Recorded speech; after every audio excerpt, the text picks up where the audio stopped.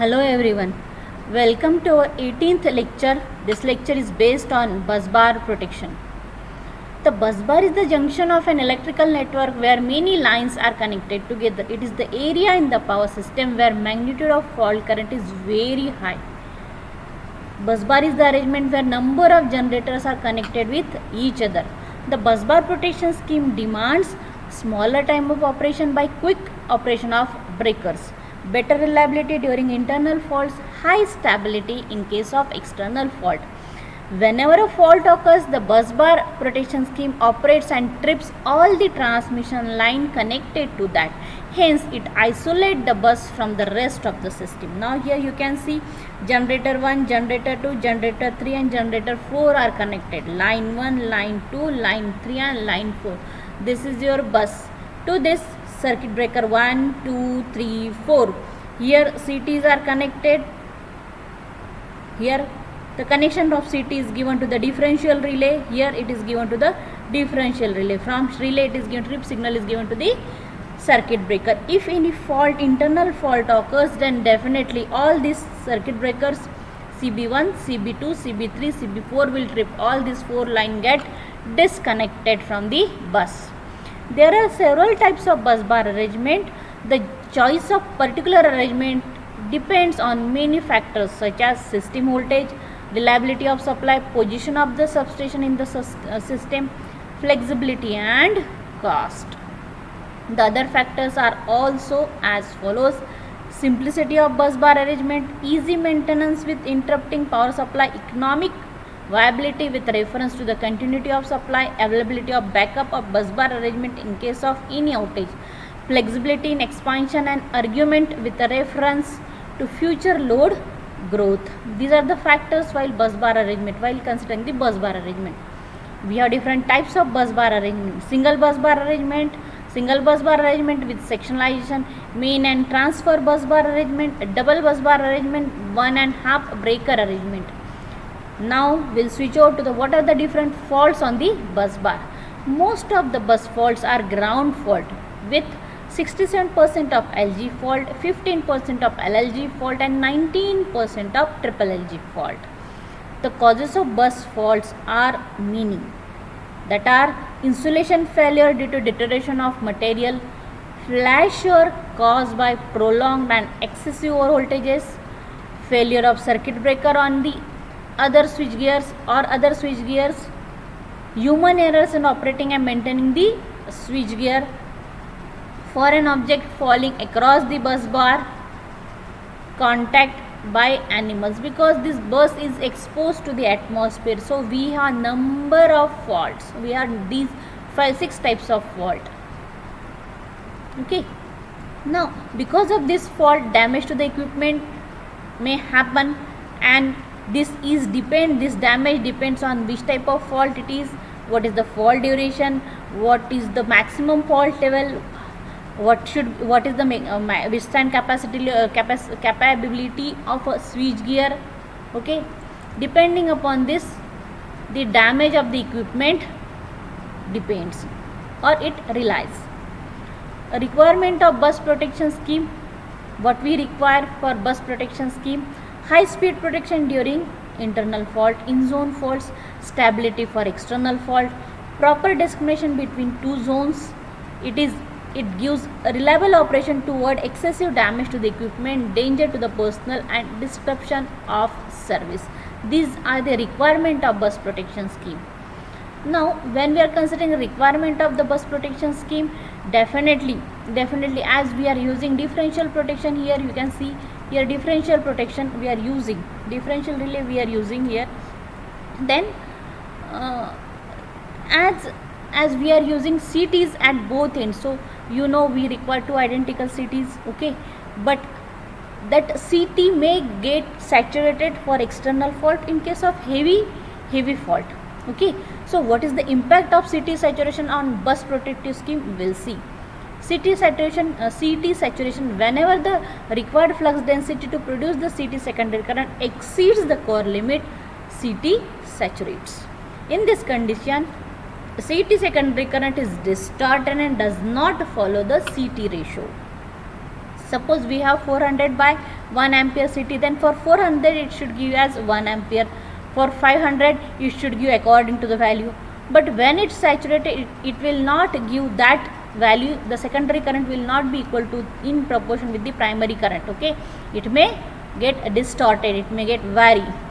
CT saturation depends on many factors such as burden on the CT, ratio of the CT, core material, cross section area of the core, level of remnant flux, DC offset in the fault current. Now we'll see simplified arrangement of CT. This is primary current, secondary current. This ES is EMF developed. ES and VS are the induced EMF, electromotive force of the CT secondary winding, and voltage at the CT terminals respectively. Voltage at the CT terminal is VS, EMF is ES, IP is primary current, IS is secondary current. Okay, RP and RP, LP, RS and LS is primary resistance and inductance, RS and RS LS is secondary resistance and inductance. Okay, why core of the CT saturate? During fault IP is very high and hence IS is also very high. Ideally IS should be proportional to IP. To follow IS proportional to IP, CT has to develop sufficient ES. In order to develop a large ES to overcome the voltage drop in the secondary circuit, the level of core flux must be high. If the flux approaches the saturation level, exciting current IE becomes large, and that's why IS decreases. That's why secondary current decreases, because excitation current is increased, or it is increased. It becomes large. Okay, therefore IS is less than what it was when CT was not saturated. As IP increases beyond the saturation level, the core saturates during a part of cycle only. The result is that the IS becomes distorted. Okay, and that's why the relay may get maloperate. Impact of CT saturation bus protective scheme. Effect on bus bar relay. A high level of external fault can cause particular CTs to saturate, resulting in different secondary current out of many CTs. This result in the flow of differential current in the operating element of the relay. This results in the flow of a differential current. So that's why relay may get maloperate. Therefore, it is essential that corrective steps should be taken to detect CT saturation and block a relay operation. CT ratio used in a differential protection scheme should be selected in such a way that it provides no differential current during normal and through fault condition. Any mismatch in CT ratios will result in maloperation of the relay due to differential current during through faults. The realization of exactly matching CT ratios is difficult in practice, this you know. As such, there are always some current in the differential coils of the relay. So what we use to avoid this? To avoid incorrect operation of differential relay, additional features are employed in the relay. You know it. Okay, still we'll see it. There are many ways to reduce effect of CT saturation phenomena. Increase the cross-sectional area of CT core, increases the sustainability of flux density in the core, and hence reduces the saturation of a CT. Okay, now basic principle of differential protection you know. In case of normal condition and in case of through fault, current is 0. In case of internal fault, we get certain value and the relay will operate. This is circulating current principle. This we have applied for generator, we have applied for transformer.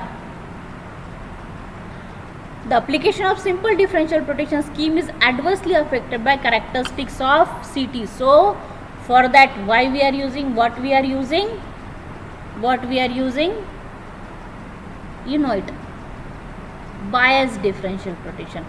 However, main requirement of this scheme is CT should be same ratio. If this condition are not satisfied, then the differential relay may maloperate due to spill current, particularly during heavy through fault.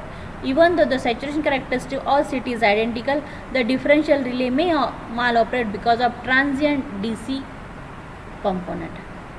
This is CT1, CT2, CT3, all is given to the three-phase relay. This is bus bar, circuit breaker 1, 2, 3. Okay. Advantages, it is very simple. Disadvantages, it requires identical CTs. The scheme may maloperate in the presence of CT saturation during heavy through fault. It have CT ratio mismatch situation, transient DC component in the fault. So for this, what we are using, a differential bias percentage differential protection. Okay, I1 minus I2 current flowing through the relay, while I1 plus I2 divided by T, it is given to the restraining coil. Restraining coil is divided into two halves. This you know.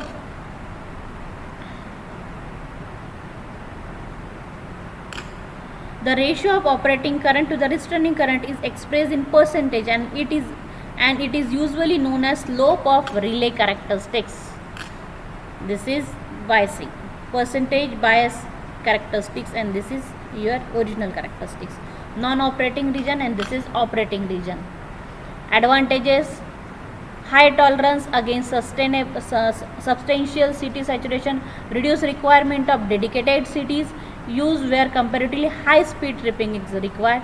But drawback is that it may maloperate in case of close-in external fault due to complete saturation of the CT. If external fault is near to the CT, second CT, then it may maloperate. Okay, now for that we are using again high impedance voltage differential protection. High impedance voltage differential protection to overcome spill current due to CT saturation in case of external fault. This scheme is used. The effect of saturation is controlled by keeping CT secondary and lead resistance low and by adding resistance to the relay circuit. Hence, full wave bridge rectifier adds substantial resistance in the circuit. The series LC circuit is tuned to 50 Hz to respond to only the fundamental component of the current. This makes the relay immune to DC offset and harmonics. This scheme discriminates between internal and external fault through the relative magnitude of voltages across the differential junction point. High impedance voltage differential protection, CT1, CT2, this is resistance circuit, this external resistance is added. This external resistance is here, full wave rectifier adds substantial resistance in the circuit. Okay, this is given to the relay. This is high impedance voltage differential protection. Advantages: stable against transient DC component due to tuned circuit, improved CT saturation characteristics because of stabilizing resistors, because we are adding external resistance, that resistance is called as stabilizing resistance. Disadvantage: need of dedicated CTs, maloperation of the relay where secondary leakage reactance is present, inapplicability for reconfigurable bus bar. Once that resistance is designed, we cannot change it, so we cannot reconfigure. Now next arrangement, next protection given to the bus bar is using linear couplers. Protection using a linear coupler. A special core CT called as linear coupler is used. CT saturation in case of iron core CT is rectified using a linear coupler. It is called as air core mutual reactor, as they use air core. Look here, this is linear coupler. Arrangement is, you can see, it is connected like this. Ending end of CT is connected to the starting end. Okay, and then differential relay is connected. This is LC, indicates special iron core CT, special air core CT is used. The output voltage of linear coupler is proportional to derivative of the input current. If the voltage sum across the relay is 0, then the input current is equal to the output current at the bus. And that's why during an internal fault, all the line currents flow towards the bus and thus the induced voltage appears across the relay. The voltage sum across the relay is 0. Then the input current is equal to the output current at the bus.